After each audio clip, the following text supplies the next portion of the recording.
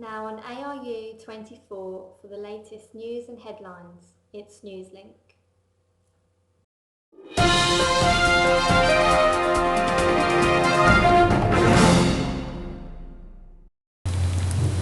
Good afternoon and welcome to Newslink.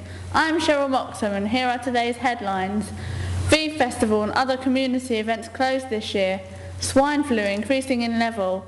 Other community events closed because of the swine flu? Let's find out. Over to our factual finder George inside the medical centre.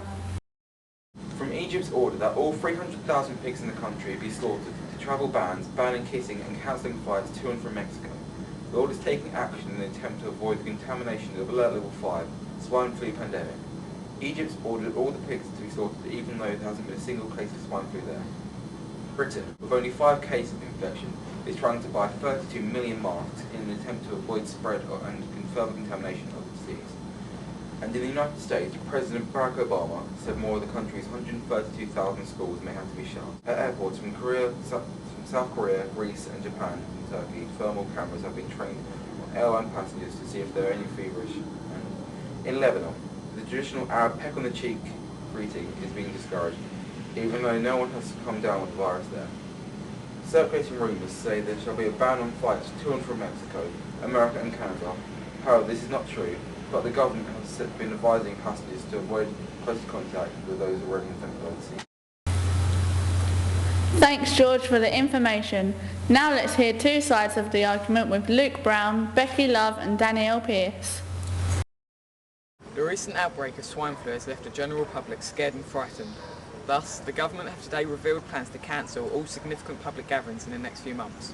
Amidst times of a global recession and political skullduggery, the move has reinstated many people's faith in our Labour government, as they have not lagged in their action to counter swine flu.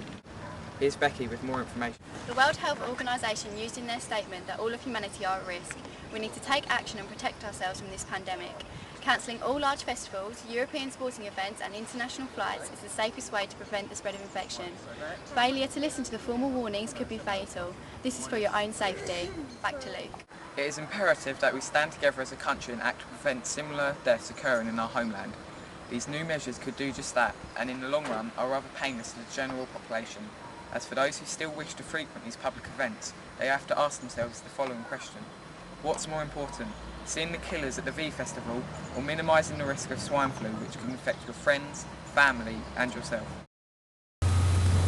Here is the other side of the argument which is against.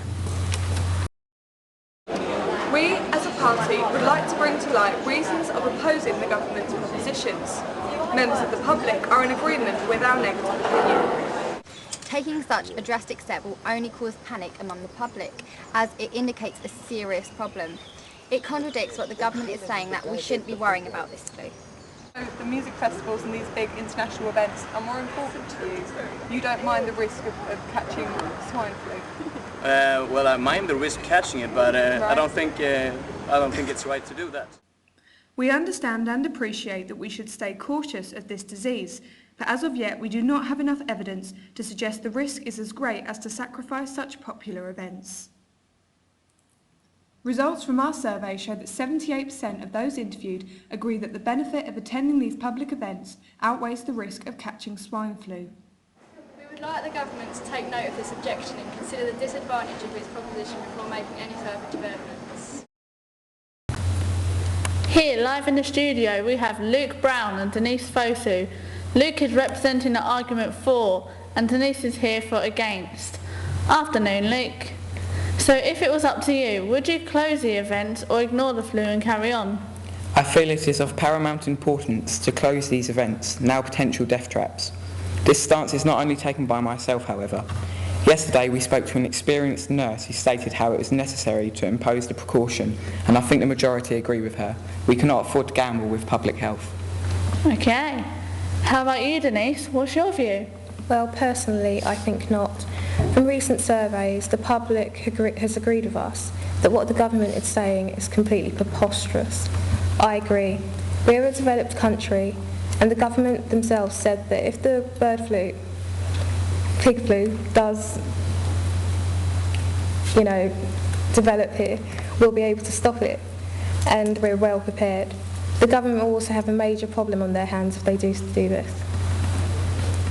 Thank you very much for your time, and thank you for joining us. I'm Cheryl Moxham and this is Newslink. We wish you a good night.